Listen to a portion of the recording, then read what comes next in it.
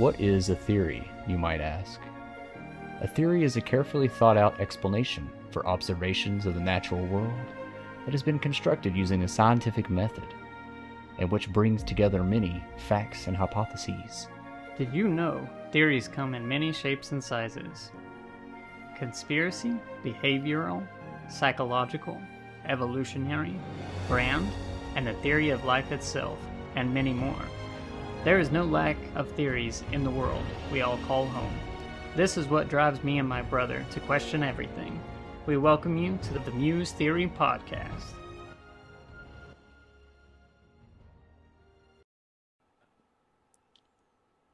Due to the nature of what we discuss, theories about anything historical or controversial, we want to be at the forefront of that and say to all of our listeners, make sure you continue to open your minds to the possibility of all things theories, but educate yourself on our world and all the mystery and intrigue it holds.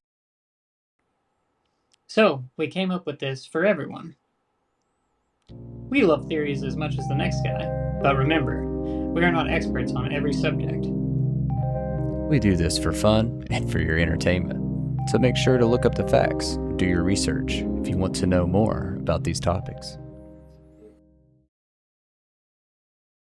Welcome back, everyone. We are moving right along into episode 3. Hope you all are enjoying this show so far. In today's episode, we will be getting groovy with the 1970s. Yes, I just said groovy. Have to play the part in each decade we visit. But we do have some updates. As you know, I work as a licensed optician, but Brandon has just started a new job, and he will tell us how that's going. And we have some thoughts about future episodes moving forward we would like you to hear. Also, we want to get your guys' thoughts on which part of the episodes you are enjoying the most so far. So, we are definitely going to be experimenting with future episodes, and we definitely want your feedback. So be on the lookout for polls and things like that on the socials. And feel free to submit topics and theories you would like to see us cover. One last thing. We realize we can't cover an entire decade in a single episode, so if you are really excited about a certain decade or want to hear more from us about a decade, let us know and we may do a part 2 on it. Anyway, we want to keep the momentum going strong, and we are excited to bring you another great episode. Alright, so, Brandon, why don't you tell us about this fancy new job of yours? Oh boy, let me tell you, I am a patient information welcome clerk. So basically, I'm the guy that you see at the hospital sitting behind the fancy desk. And you go, hey, where do I go? And I say, you go 2 lefts and a right, and then here's your badge to go see your sick person. It's been pretty crazy.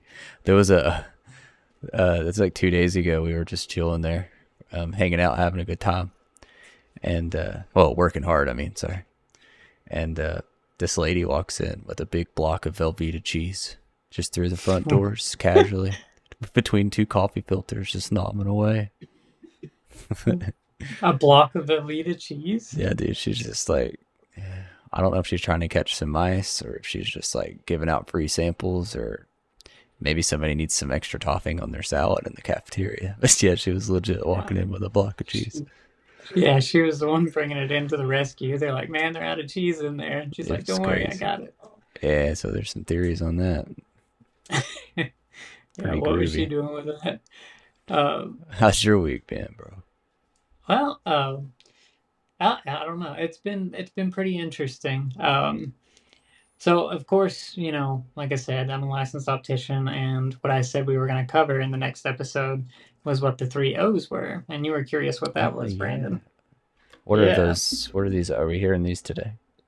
Yes, I'm going to go ahead and explain those today. So there's 3 different O's in the optical world, or whenever you go to see somebody about your vision. So whenever you go to a regular doctor, this is the first O. Whenever you go to the regular eye doctor for your exam, they get you to get your glasses, contacts, whatever. That's called an optometrist, and they handle day-to-day regular care. They're just the ones that you would go see to get a regular eye exam.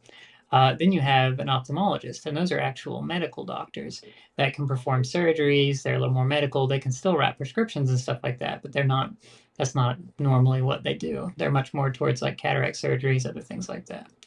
And then you have me, which is the optician, and I kind of complete that circle you take that prescription to me, and I'm the one that makes your glasses and your contacts and all that good stuff. So that's the three O's. Oh, I see. Yes, it's all very interesting. Like I I said, we're gonna see. slowly. I see. Your dad We're gonna tip move. for the day is Yes, so let's move on to that. take your kids outside and play because they will be tired, hopefully. The end. Hey, man, I'm sure they could really use tips on how to get the energy out of their kids. Well, apparently, it's something to do. I think Markiplier said this on Distractable. It's something to do with vitamin D. So if the kids if you get vitamin D from outside or whatever, Hmm. it's supposed to. There's a chemical in there that's supposed to convert to help for melatonin, like your natural melatonin to help you go to sleep. So that's a thing, apparently. So there you go. Well, yeah, definitely getting them outside. I feel like maybe there is something to do that. Hey, it's something to that. Uh, If anything, maybe get them off of the iPads and phones indoors, and at least let them get a little bit of sunlight and play outdoors like we used to, right? yeah, take your iPad outside.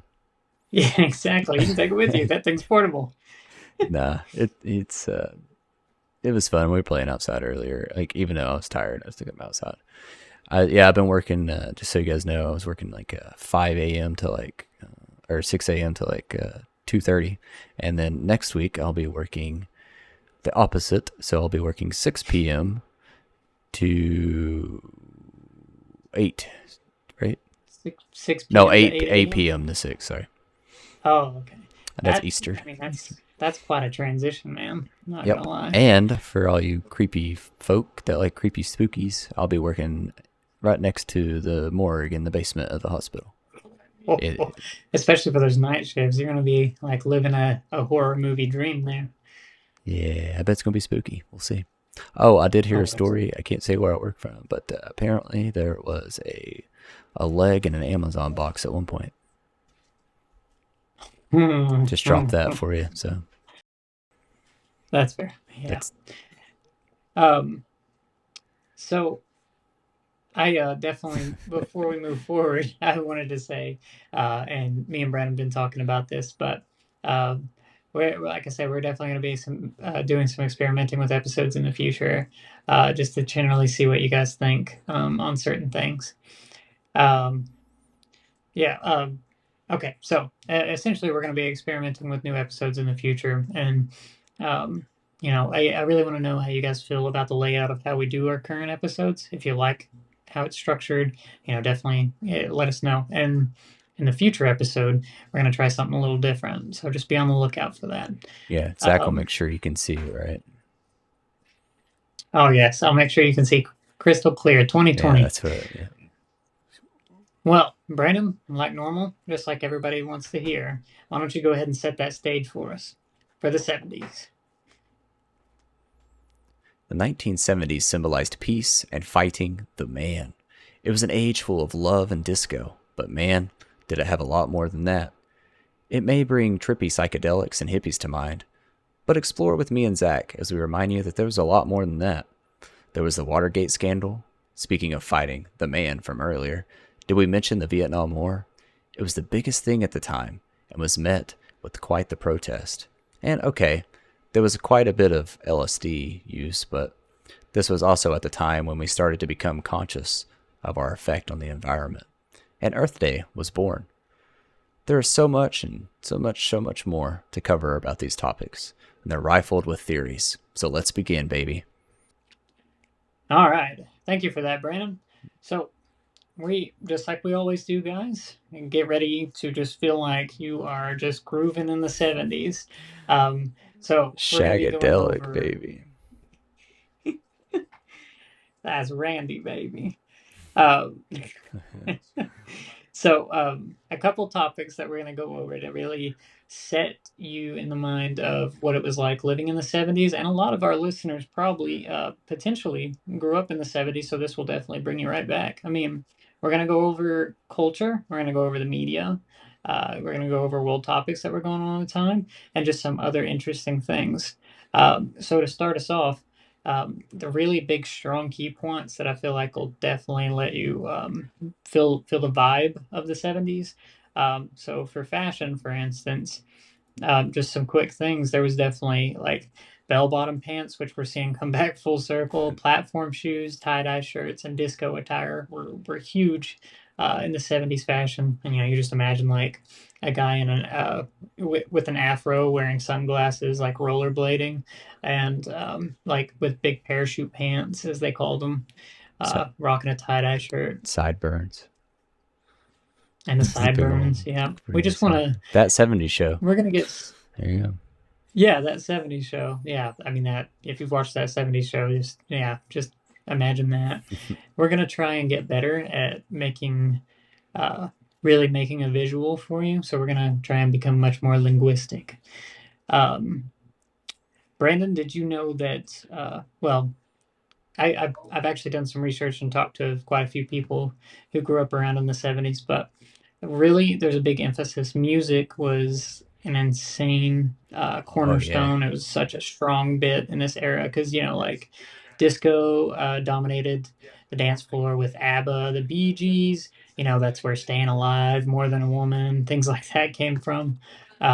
What's a couple other ones that also kind of made a big impact there? Well, bro, there's Leonard Skinner. Fun thing to say. There's good old Led Zeppelin and some Pink Floyd and Queen. Good old Queen. Mm, wow. Queen has a lot of iconic songs. I mean, all of them have. It's crazy that all of these kind of got big around them. I was gonna say a friend of ours, Chase. He actually, while we were talking about this, because he's such a music buff, he wanted me to bring up that Africa by Toto, which is one of his favorites. Oh, that's a good song. Um, yeah, that was around this time, and Fleetwood Mac too was huge around this. A lot of people now still really enjoy Fleetwood Mac. Yeah, it's all kinds of good music, bro. It's a music time, man. Big, Yeah, it big was cat. Big Cat. Oh yeah, remember that random guy Mm. back in the day that yeah, Yeah, he I was forgot teaching me to about play him. guitar, and then he died. Yeah, there was this guy when we were growing up, we lived in these apartments and he was like such a chill dude and I feel like he came right out of the 70s and he always uses words like big cat He'd say and "cool cat." uh Yeah, cool cat. big cat. Yeah, and he was like teaching me to play like I can't remember the who was it. No, this is like Kid Rock stuff. I think he was teaching me to play to start with. But anyway, long story short, he was teaching me, and I was going there every day. And then one day he died on the on the sidewalk, and Oh I never yeah. finished my guitar lessons. No, unfortunately not. And he's not picked him back up yet. But that man is we will keep him in our memories going Here forward. He comes was the a sun. very I wanna. very psychedelic dude. Yeah. Anyway, Um music. so with that as well, I'm just going to toss out some big names here that were big for pop culture. David Bowie, Elton John, Robert De Niro, Al Pacino, and there were some actors there as well. There was John Travolta, Farrah Fawcett, John Belushi. They became household names. And if you see there, Brandon, there were some iconic names as well. What do you got? Well, we got Bruce Lee, which my name's Brandon Lee, so I'm his son. And there's good old Bob Marley who can play the guitar with his tongue, and then we got the handsome Freddie Mercury. Oh, there was something also. Going forward here, I was going to say, Brandon, you're going to love this, and this is going to blow a lot of people's minds. But I did a little research, and um, so I had to throw this in here. And I'm going to read this description quickly. But it's basically there was this thing called glass eating, and it's basically the Tide Pod challenge of the 1970s. So, see anybody who just says kids these days are crazy, I've got something for you. They've always been Um, crazy. Always, kids are always rebellious, no matter what time it is. So, the Tide Pod Challenge of the 1970s, glass eating. Philadelphia Eagle All-Pro linebacker Tim Rosevich showed the public he was so tough that he could eat glass from beer mugs. Then a Harvard student wanted to prove that Rossovich wasn't that special, so he too ate a light bulb. And what do you know? The fad caught on, and among university students, obviously, authorities had to I've step got in. So two things to say that was about that, quote. Zach. What do you got? One, that's dumb, and two, Extremely. I'm wondering about the, how it all came out, How that came to be. how it all worked out in the end. You know what I'm saying? Oh, yeah. Yeah, That's I bet true. that I'm hurt. curious about the end result. That's crazy. I can't believe they did that. I'd rather eat a Tide Pod than glass. That's just me. I'll eat But glass. I'm tough as nails. tough with nails. I don't know, man. If anything, that was a strong competition. They're like, yeah, I'll go ahead and cut my tongue and the entire inside of my mouth just to prove how strong I am. Get this podcast, follow the podcast, and get it to like 2 bajillion followers, and I'll eat some glass. Oh no, he will not. 70 followers, and I'll eat some glass groovy people. That is incorrect. Shh, He will not I'll just do eat that. fake glass. They won't know. That's true. They won't know that. It'll be candy glass. Okay, Brandon. What are we'll move on to media here. You Sure. see, where it says, what were some of the big TV shows back then? This might bring a lot of people back. Oh, in the 70s, yeah, dude. We got Happy Days, Happy Days. We got Charlie's Angels, of course, and that's the ladies that rode around on the motorcycles, right? Those were Charlie's Angels were those three girls that would go on his he would give them an assignment and they would go and complete it for him. Like they were Charlie's Angels. They were his three little basically agents. Yeah, they're agents. That's right. And then there's MASH, and I'll leave one for you. But I wanted to mention that it looks like Saturday Night Live was there. Yeah, man. The first episode of Saturday Night Live happened in the 70s. That's awesome. A really big one was the Brady Bunch. A lot of people, even today, know what the Brady Bunch is. If you don't, that was a great one. If you don't, it's like, how many kids was it? It's like two. It's like a family, and they all live in a house. Families. Was it two families? Yeah, two families. The husband and wife's families came together, and it ended up being like, I can't remember if it was like 10 kids or something, or 10 total members in the house, including the maid. I think it was 5 kids apiece, and the maid. It was either 4 or 5 kids apiece, and then the mom and dad, and then the maid. Just that typical 70s sitcom. Good show. No, it is. 100%. This was also the time of the birth of cable TV. Crazy enough, VCR literally just came out. So people were able to record their shows. That's where the big recording thing came from. Like, oh, I want to watch that next episode of Jeopardy, and they just recorded it or something. I know. That's why this is a big thing. And I think I was blown away whenever I was like, wow, this came out of the 70s. So there were some big directors. There was Steven Spielberg, Martin Scorsese, Francis Ford Coppola, but they've done a lot. But okay, so movies that came out that time. This was a big time for horror and slashers like Halloween. Yes, it was. And then I'm just going to rapid fire these off, and Brandon, you tell me any comments you have on these. Sure. So Halloween, The Godfather, Star Wars, Jaws, Rocky, and Saturday Night Fever. That's also where the Bee Gees got their start, crazy enough. That's where that was like a big hit movie at that time. Yeah, so like ones that obviously, like movies like from Steven Spielberg are always like pretty amazing. Let's see, Halloween. That's that iconic, super iconic movie. Jaws really sticks out to me because I remember as a kid how terrified I was of open water. And I don't know if that's really the main reason still. I can't swim, but that's a good movie. Like a deep-seated fear. Oh, yeah. If you don't know what Jaws is, you must be living under a rock under the ocean like Patrick. But basically, Jaws is just like a giant shark, a killer shark. They're just And the fact that Star Wars started in the 70s, one of the exactly. biggest series ever. Yeah. I'm not a Star Wars fan. I'm sorry, guys. I never really got that crazy into it either. So if you're a big Star Wars fan, yeah, we're sorry. We ain't gonna be able to really attest too much to that. I just know a lot of people would find that That interesting. is super interesting Um, though, because that's if that's where it all started there. Yeah, there's Godfather.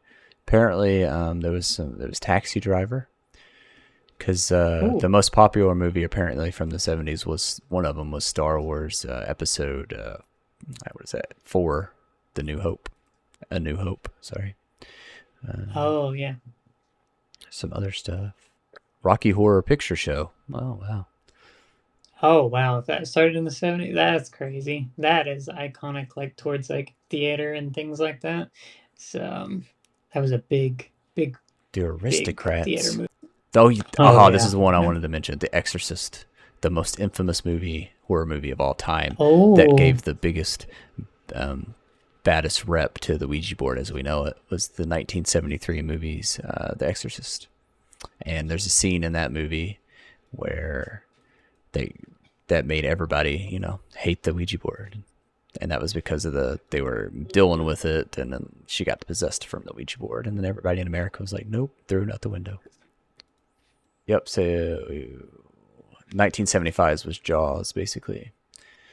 That's when it came out, 1975. Oh, King Kong came out in 1976. Rocky came out in 1976 as well. a bunch of heavy hitters. Oh, dude, there's so many movies. This here's I'll tell you this, and then you can continue real quick. In '77, there was The Spy Who Loved Me, which I don't. It's like, is that the 007 movie? The Spy Who Loved Me. It's Yeah, I'm pretty sure that's because 007. that's the movie that Austin Powers made fun of for like the spy who shagged me or whatever. But yeah, Yeah. you can continue now. Yes. Oh no, I was gonna say if anything that's I figured we would reference Austin Powers a lot. Oh yeah, Um Randy baby. but once again, these are like this 70s thing. It's just setting us up for you. It's just kind of like giving you some flashbacks and some quick, big moments. So, moving on to sports here, there was, and this is probably a lot of people's uh, perspective on sports then, there was a big iconic boxing match between Muhammad Ali and Joe Frazier, known as the Thrilla in Manila, that took place in 1975. So that was an iconic, big moment. Anything to do with Muhammad Ali, obviously, like that guy was the boxer. And then also, the Pittsburgh Steelers and the Dallas Cowboys dominated the NFL. And then the last thing that I really wanted to mention on top of this just kind of brings into another point about how at this time period was a big movement for women's rights. But, Mm-hmm. and one particular thing in sports that was big about that is that um, there was a significant moment for women's sports when Billie Jean King beat the top men's tennis player, Bobby Riggs, in the Battle of the Sexes. He was this cocky guy that Bravo. thought that he could take on anybody. So, and she dominated him, and that was a very defining moment, especially considering the time era. Exactly. That's awesome. Put that dude in his place. I love it when somebody puts somebody in their place like that. Oh, I'm all for it. Yeah. Especially, my wife's a big. Put I trust me whenever my put you wife's in a your big place. feminist. So, Oh, oh I thought you yeah, were gonna say Haley put you in your place. I mean, I would agree with that too. Just kidding. um, there is one particular thing that I was super excited about, and that was so I was looking at tech advancements in the 70s, and I'll let you go over the other parts of this, but the Yeah. one that I want to talk about is so Apple was really being strongly established at this time, and the most iconic Apple computer that anyone who is a major Apple fanboy is the Apple II. Yep. Um, That's that right. was the introduction of it in the 70s. Um, so of course, everything was like Steve Jobs and his entire journey. Watching that movie gave me a lot of insight, Jobs into into his backstory and his life and everything, and the start of Apple so far. And I just thought that was really cool that all that was going on in the '70s, and that's where they came from. Yeah, because like, um, I remember all that. I don't know if it was that movie or what about the big backstory of him and Bill Gates on how Bill Gates was like, yeah, I'm just gonna you know take this real quick and tweak it and turn it into Windows when he made the operating system. But that was like long. That was way like that was a few years down the line after, not in the '70s, I don't believe. Yeah, but still, when they made that first board and everything together, Yep, well, he was basically, in their yeah, garage. he was basically the brain. Yeah, in their garage, he was basically the brains behind the entirety of the board and the computers and everything. Jobs was just like the visionary side. Yeah, he was the visionary, and then Gates was like the businessman, basically, kind of, Mm, yeah, or yeah, in a way. exactly. Um, but yeah, there was also Pong and the Atari. Was it the Atari 5600 or was it the Atari 2600 or one of the other ones? I Let me check. I don't remember specifically which Atari it was that gained popularity. I think it was the 2600. Okay, 2600. So that'd be like, yeah, it'd probably be 2600. Yep, there it is. There's like games like Hangman, Space Invaders. Oh yeah, especially with it being around the time era of Pong. Yeah, the best it would be the Atari Yep, 2600. Space Invaders, Pong, Asteroids Breakout. Oh man, Death Race. Some game called Tank. So yeah, that's where Asteroids. Oh yeah, nice. And Pac-Man as well. Some big games there.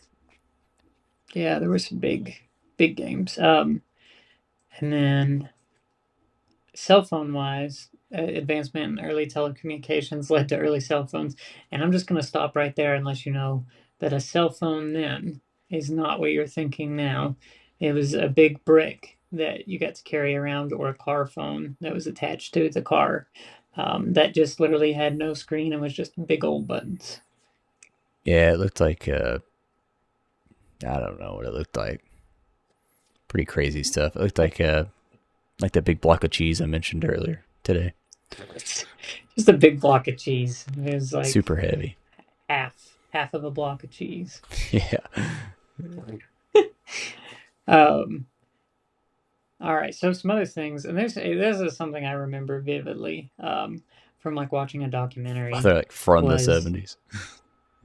yeah, well, there was an oil crisis, Oh. and there it was about, all the time, like there was this all the war going on, and energy crisis, and fuel shortages, and everything going on, and skyrocketing oil prices. Essentially, there was a lot of like, a lot of that going on in the Middle East or whatever, and it was causing like oil issues. And um, but the biggest thing is that like gas stations would have signs up saying that they don't have, there's no gas or whatever, and there'd be cars like lined up for like miles waiting to get into like a gas station or something like that, just to, I mean, could you just imagine not being able to just fill your tank up and go to work like normal? Yeah, I know what you're saying. That'd be crazy. That and the fact that I could barely pay to fill my tank up right now. Gas Well, is so yeah, that expensive. too. Yeah, but that's crazy. I've heard it. I actually think I remember seeing some stuff about that.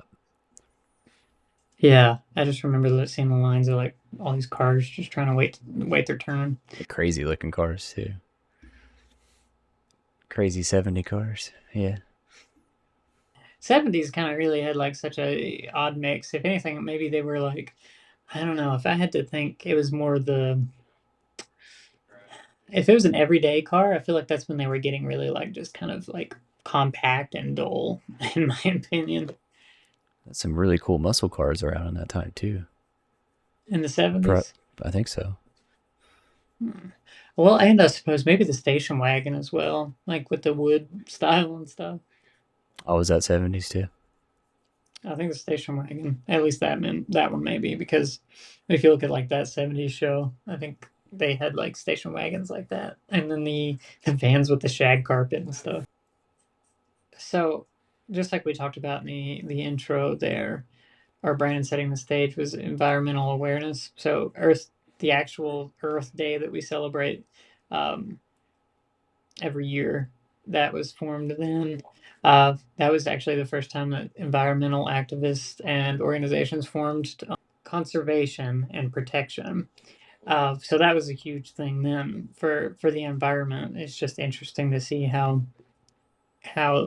what kind of take everyone had. I mean, because it was the time of like peace and love and the environment, and uh, that was just it had such a big impact then to worry about nature and the environment. I mean, people would tie themselves to trees, and so people wouldn't. So big construction companies and things like that wouldn't build more malls and parking garages.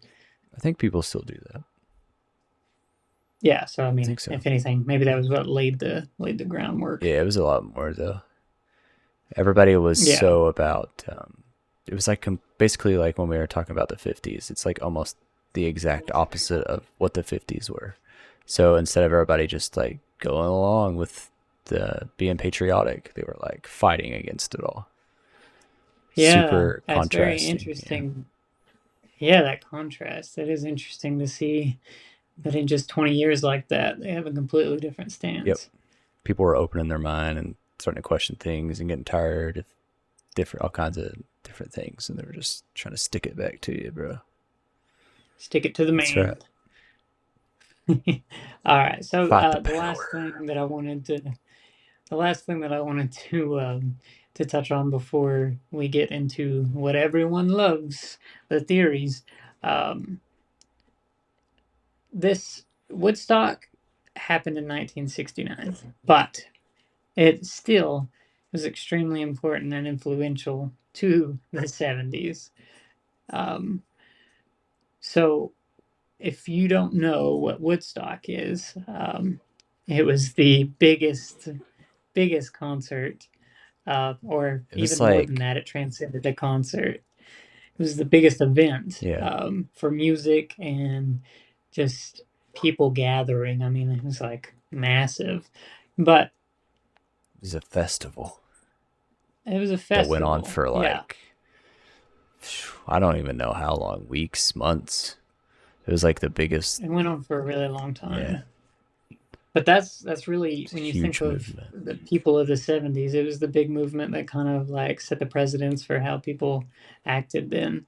Um, and a general vibe. I mean, there was man, people would the stories that came out of that for people doing drugs and just rolling around in the mud to listening to crazy music. And I mean, it was like you lived in Woodstock for a while, like in just the crowd. Everyone just kind of became People were crazy crazy spiritual too, though. Like experience. there was like some probably like there was some bad things going on out there and there too. Inside. Yeah, I heard there was actually a lot of negative experience happening out there too. Because I mean, in the middle of those crowds and just being all Yeah, stuck together, like anything could happen. So it it was a was. crazy Yeah, time. it was definitely a big foot, like step to uh, fight the man. A big direction. Um, they Yeah, were and that's essentially what yeah. we were saying is that the Woodstock was a big drive for the 70s that we know today. Um, and with that, we are going to get right into the theories, everyone. So stick around, and we're going to get started with our first one, which you guessed it, LSD use in the 70s. My man, my man. What's going on, everybody? This theory's about to be off the hook, slamming, radical, and out of sight. Get ready to get nifty, groovy, funky, and far out, stellar even, with this shagadelic, far out there, shaggin' wagon, peace, love, and granola, bro. My man, we gotta keep on stiffing. I gotta get skitty and head back to the crib with this 1970's Theories Edition.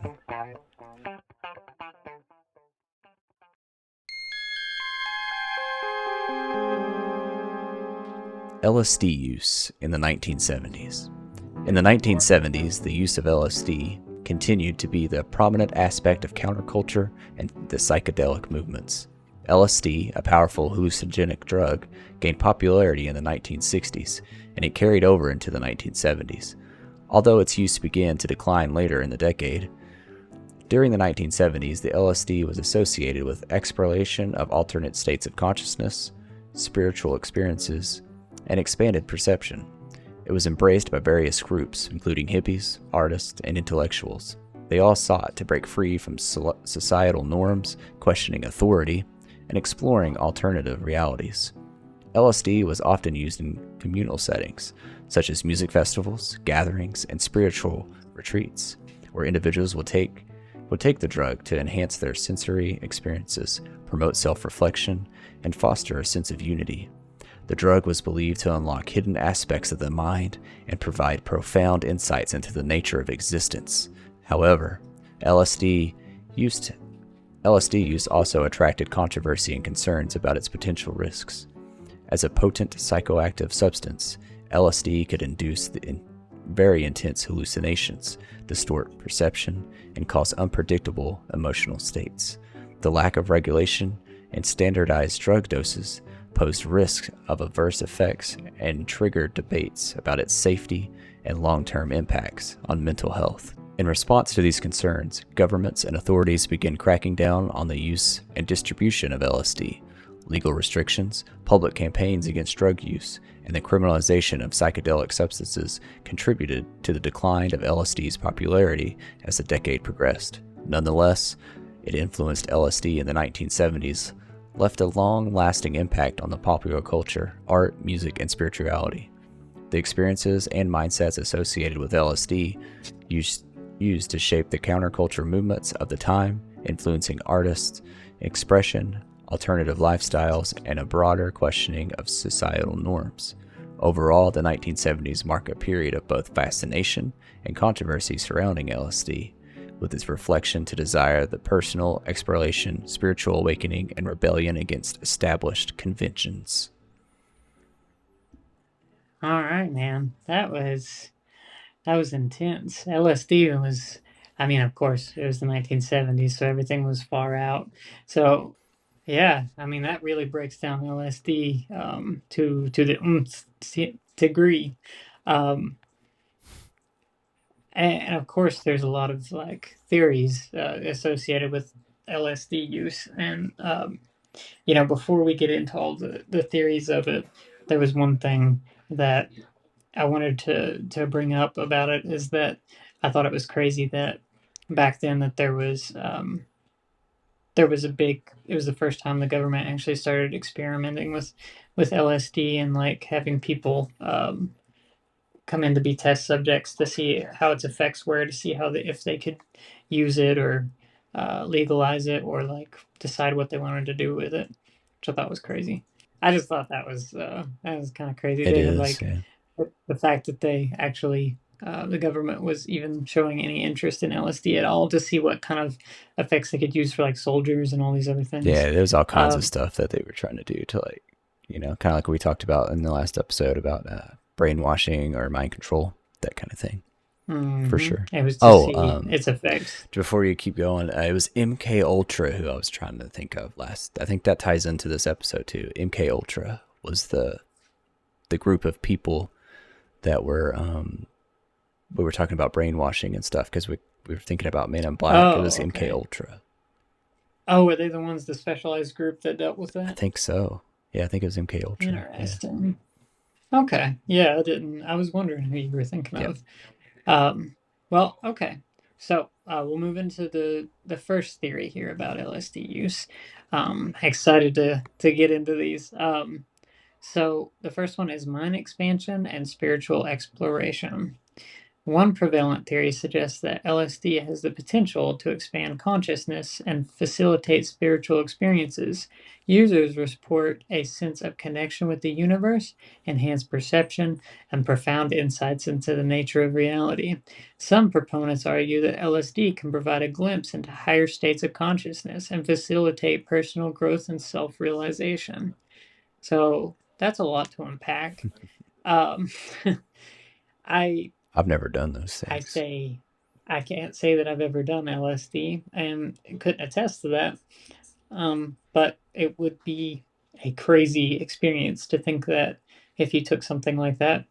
Well, also I just think it alters your mind potentially. Do But what do you think, Brandon? Do you think it has the ability to expand someone's mind or Yes. like allow them to glimpse Yes. into higher states of consciousness?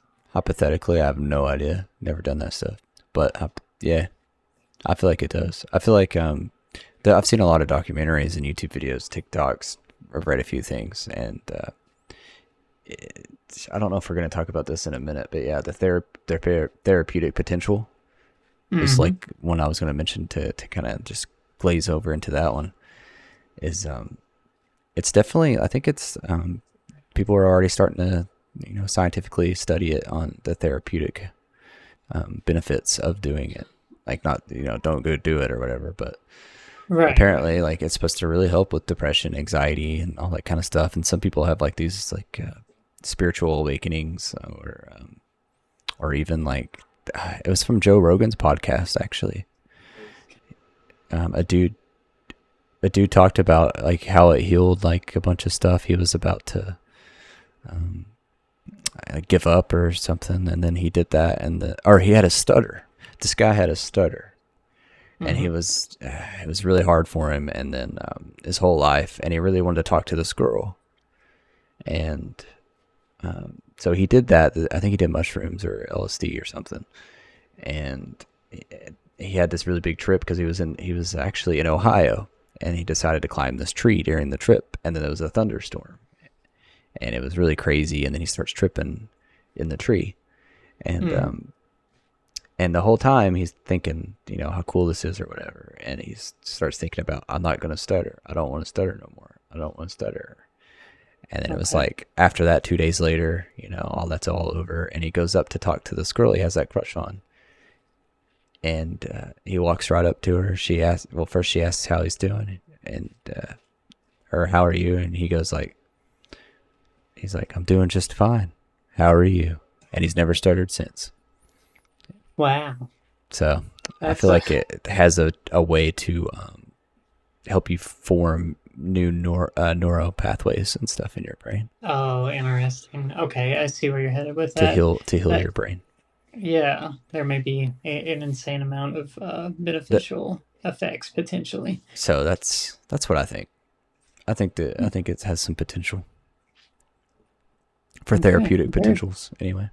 well. I think in that case, you definitely covered the theory of therapeutic potential in mental health. Mm-hmm. Um, so here's one. I always enjoy seeing a scientific aspect, but on top of that, the consciousness and neural networks.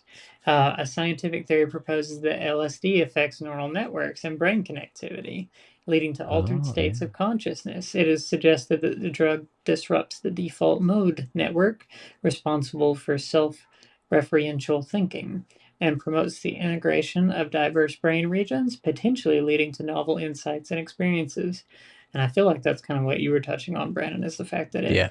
can affect the brain in many different ways in the neural network and the Yep. different parts of the brain that affect Well, our speech to our other things. it might even help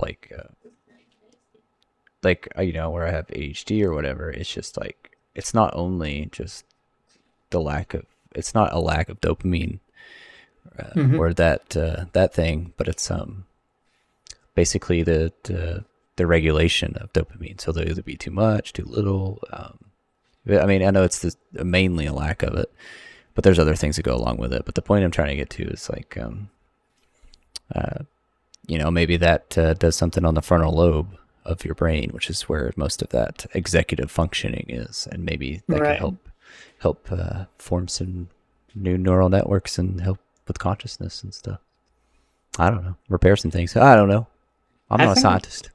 I don't know. Yeah, we're not scientists, but at the same time, it is these are theories, and that's what we're here for. I mean, um, But I have heard that, yeah, where it disrupts the default mode of thing. It like does it like help? Your body has DMT, right, mhm. which helps other things, and I think that's what gets released when you do these things is DMT. So it connects to It's the consciousness and stuff. and it's true. The brain is really the last bastion of the medical world to figure out. So all of this is still very much up for debate. Yeah, um, I think with that one, I feel like we've Hmm. definitely explored a lot of good Yeah. aspects, and we'll go ahead and move on to our our second one Sound is tonight. pound, man. Sound is pound. It's a saying, bro. That was the joint. Oh, It I got means you. an event or party that was awesome. That was the That joint, bro. sounds right. Sound with pound. All right. Sound with a pound. That's us. That's funny. Yeah, that's us 100%. Watergate. The Watergate scandal originated on June 17, 1972, when 5 men were arrested for breaking into the Democratic National Committee, headquarters located at the Watergate complex in Washington, D.C. The burglars were connected to Nixon's re-election campaign, raising suspicions of illegal activities carried out for political gain. As the investigations unfolded, it was revealed that the break-in was part of a larger covert operations called the White House Plumbers, which involved illegal activities such as wiretapping, espionage, and sabotage, carried out by the individuals linked to the Nixon administration. The scandal gained momentum when it was discovered that the Nixon administration had attempted to cover up its involvement in the break in and related activities. This included efforts to obstruct justice, destroy evidence, and silence potential witnesses. The investigation led to the revelation of the secret White House tape recordings that recorded the conversations implicating Nixon in the cover up. In 1973, a series of Senate hearings, known as the Senate Watergate hearings, were conducted, during which key witnesses provided damaging testimony against the Nixon administration. The hearings, along with media coverage, created a significant public outcry and eroded public trust in the government. In 1974, the House of Representatives initiated impeachment proceedings against President Nixon for obstruction of justice, abuse of power, and contempt of Congress. Faced with the emanating threat of impeachment, Nixon chose to resign on August 8, 1974, making him the first U.S. president to do so. The Watergate scandal had far-reaching implications for American politics and governance. It exposed the abuse of power and undermined public confidence in the presidency and the government. The scandal led to various reforms aimed at increasing transparency and accountability, including campaign finance regulations and the creation of independent special prosecutors. The Watergate scandal remains a significant event in American history, serving as a reminder of the importance of checks and balances, the rule of law, and the accountability of public officials. So, Wow. That the was a lot. That Watergate, was crazy. Watergate is heavy, but not not just about the fact of what occurred. I mean, that's a lot in itself, but there is a lot of interesting things that come out about theories about how Watergate happened and why, and if there was even more backdoor things going on, because it was already in itself a bad thing. Um, like one of the big theories says that there was, of course, this is all government conspiracy and everything, but CIA involvement. One theory suggests that the Central Intelligence Agency was involved in the Watergate scandal. It speculates that the CIA orchestrated the break in to obtain compromising information on politicians and that President Nixon was aware of these activities. However, there is limited credible evidence to support this theory. Um, so that's saying that there was a layer deeper, that the CIA was actually just involved in it as well to make it look bad in the first place. Oh, okay. Brandon, I think you'll like one there. Try reading that one at the very bottom. Let's see. The deep state conspiracy.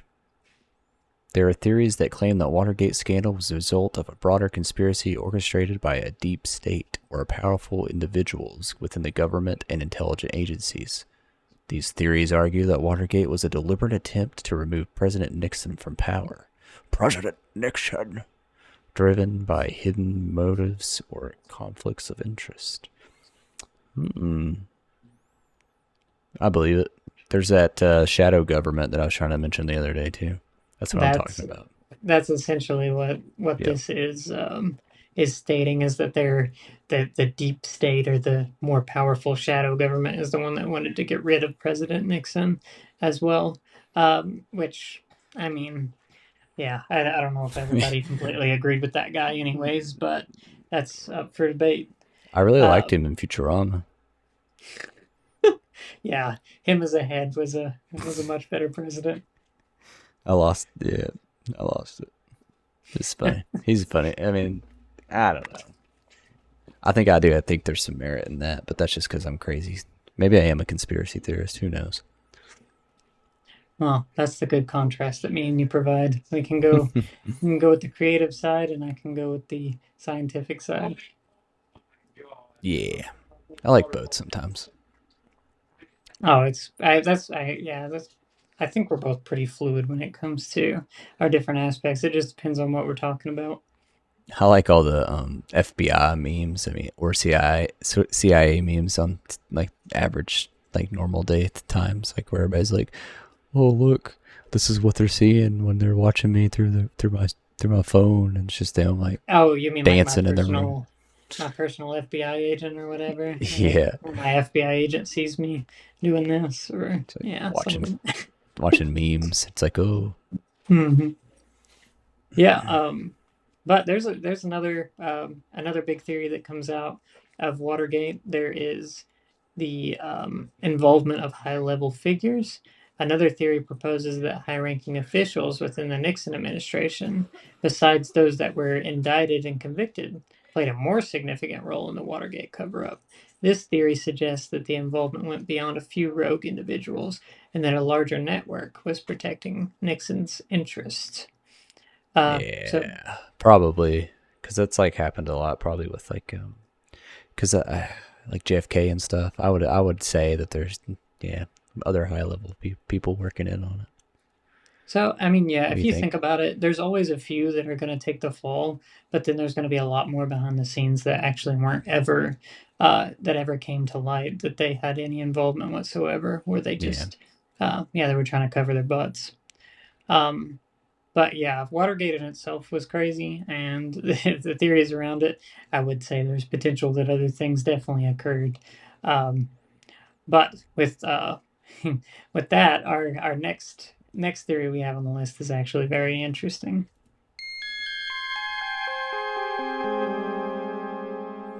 the Vietnam War.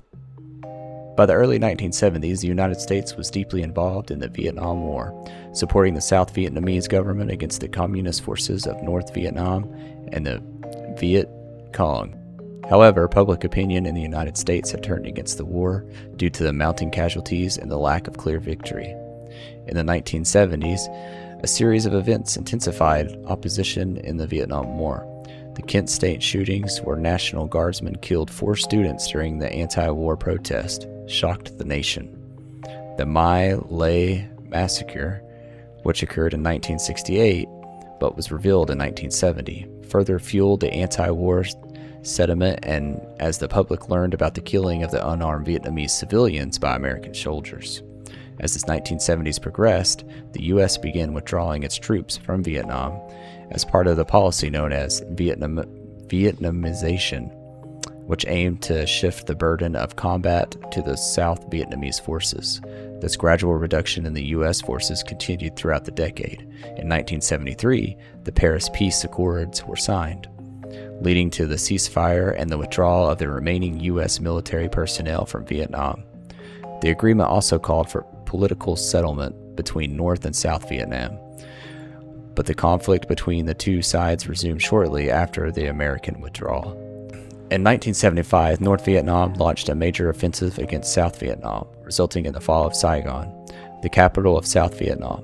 On April 30th, 1975, this marked the end of the Vietnam War and the reunification of Vietnam under communist rule. Well, I say that this is the definition of flower power, if I'm right. Flower power. Flower power. Okay. Against 10-4, the good buddy. 10-4. 10-4. Against the war. Yeah, it's good. Yep. Let's talk about some theories here, my dude, about the Vietnam War. Let's talk about the failure of strategy. Some theories suggest the focus on the strategic failures of the United States in conducting the war. People argue that the flawed military tactics, the lack of understanding of local context, and the inability to win the hearts and minds of Vietnam's population ultimately led to the failure of the U.S. mission. So I guess they could have been more strategic about it. Well, I definitely said I've known actually. There's this saying that there's been multiple people that's tried to take on the Vietnam and have lost, and it's just like these people. I guess the Vietnamese just are absurd with strategy, and they defeat anyone who tries to come onto their land. But no, I mean I would definitely agree that it was just poorly done, and that it was just terrible all the way around. I think anybody who was in the Vietnam War will even attest to that. That it was just bad. Like they just didn't know what they were doing, or it wasn't a good strategy whatsoever. The one that I thought was interesting is the domino theory. One theory that influenced U.S. involvement in Vietnam is the domino theory.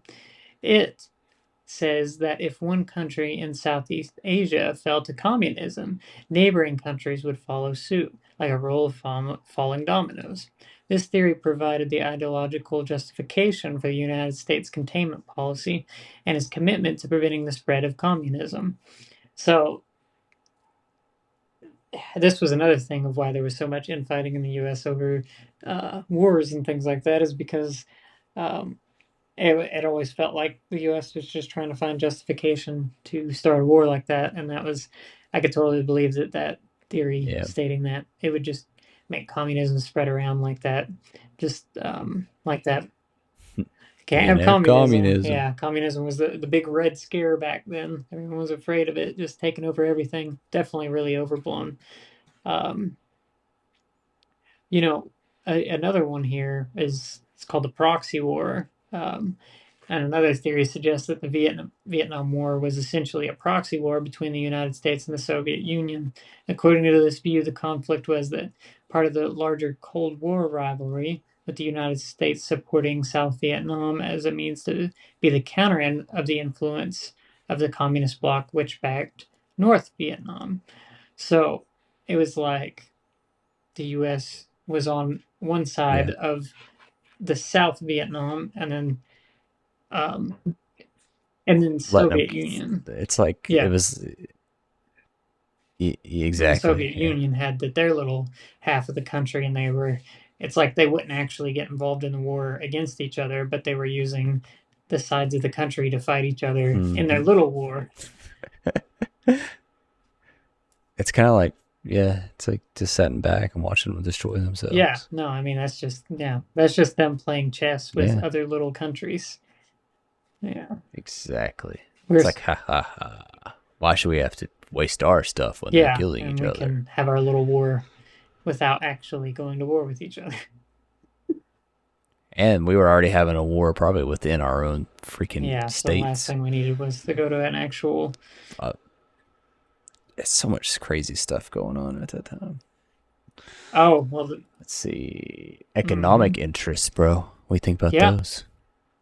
It says some theories propose that the Vietnam War was driven by economic interests, particularly the desire to gain access to the region's resources and markets. I say I believe this probably. Anytime we go to a war, it's because we want like or more. Oil. I mean, oil is definitely a USA lives guggling down some good oil. But no, I mean, even past that, it's. I mean, the thing about wars, it's always about resource gathering and any gains like that. That's usually the purpose. Far out. And of course they tripping. The last one to end on for this particular one is the anti-war movement, which is obviously the biggest emphasis of the Vietnam War. This theory emphasizes the role of the anti-war movement in shaping public opinion and ultimately contributing to the end of the U.S. involvement in Vietnam. Activism, protest, and widespread opposition to the war are seen as a significant factor that influenced policy decisions and forced the government to reevaluate its position. I mean, Yeah, I mean I Yeah. think that speaks for itself. That's exactly what was trying to be done. There's like some of the, yeah, some of the like best protest. I was just gonna say, sorry. There's a lot of, I think I just like in my head, I picture some of the best protests you've ever seen against this war, particularly. Like when you imagine it, like all the cool, groovy hippie people out with their big signs and Oh yeah, protesting no, I this. think that's definitely one of the most iconic protests of the time. So yeah, that would definitely be one that people would draw Yeah. inspiration from. Um, yeah, for sure. The Vietnam War was crazy. And with that, up next we have the Jonestown Massacre.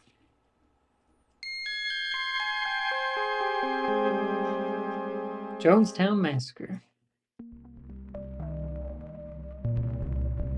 The Jonestown Massacre, which occurred on November 18, 1978, was a tragic event that unfolded in a remote settlement in Guyana. The massacre was orchestrated by cult leader Jim Jones, who led the People's Temple, a religious group with a devoted following.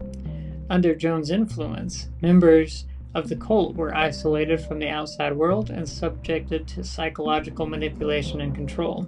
Concerns about the cult's practices and allegations of abuse prompted investigations, leading to increased scrutiny of Jones and the People's Temple.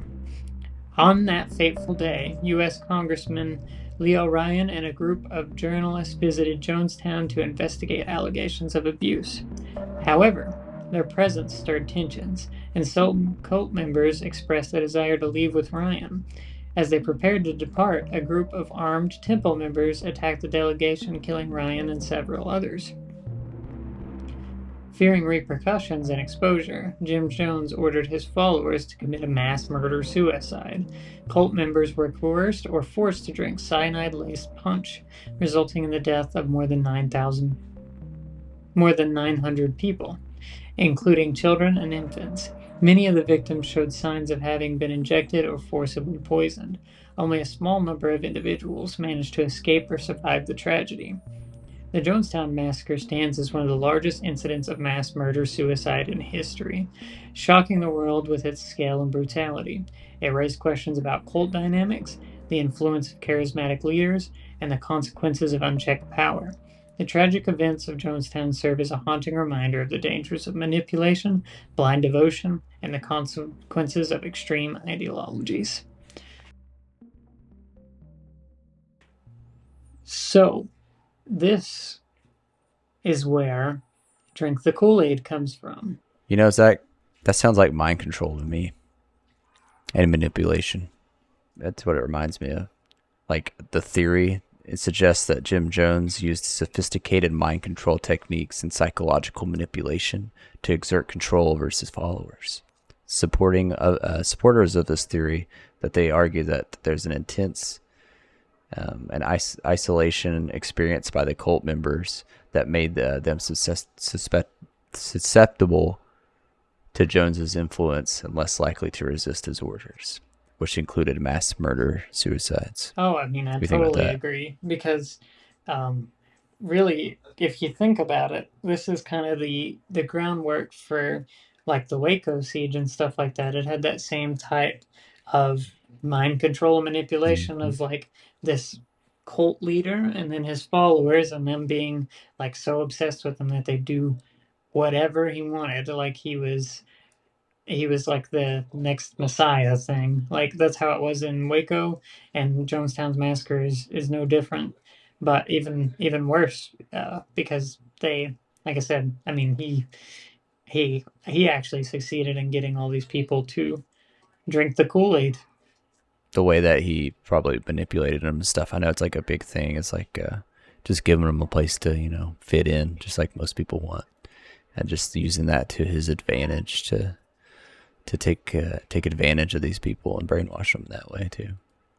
That's an Yeah, extremely good point, and that's the entire inner workings of like cult like scenarios like that because it's like people who feel like they don't yeah, it's like people that they don't feel like they fit in anywhere, and this gives them a place to be.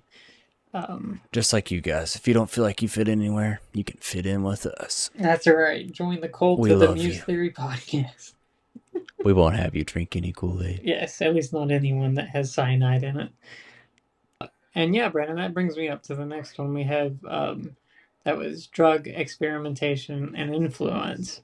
So, some theories propose that the use of drugs, particularly psychoactive substances such as hallucinogens, played a role in the events of Jonestown. It is known that the People's Temple experimented with drugs, including sedatives and stimulants, to maintain control over members. The effects of these substances may have contributed to the followers' obedience and a willingness to carry out his instructions. So basically, it turned a lot of them into like Yep. zombies. Yeah, basically like with the hallucinogens and stuff like we were talking about earlier, like LSD and mushrooms. So I'm sure those were probably a lot of the drugs they used to subdued, obedient, just out of their freaking minds. Oh yeah, no, 100%. They don't even know what they're doing. At that certain point, maybe those people weren't even in their right minds. And you always got to know that this has to come up with a government That's right. conspiracy. There's always got to be one. There's a really crazy controversial theory that speculates that the government agencies such as CIA, they all had a hand in the events of Jonestown.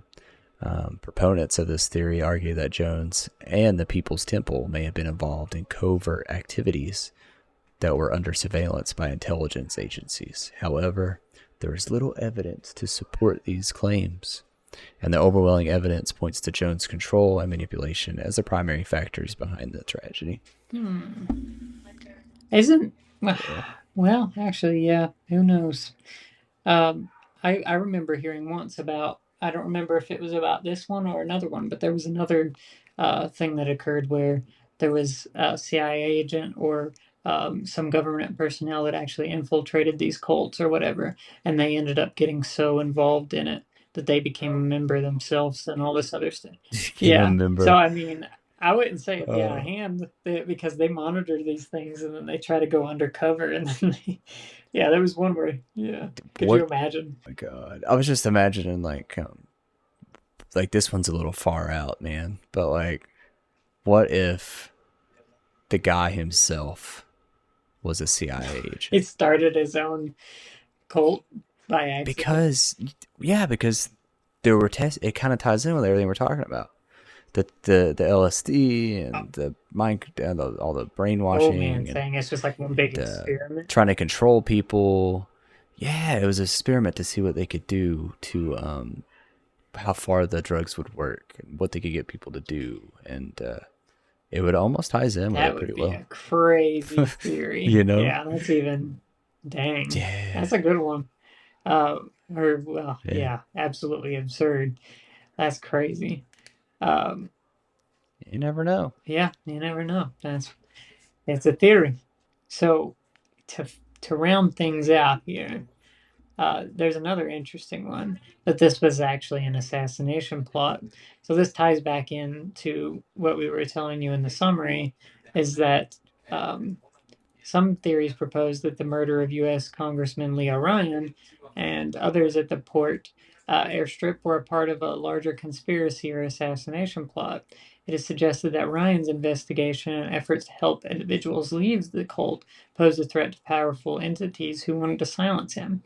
However, these theories lack substantial evidence and are considered more speculative than factual. Once again, it is very possible that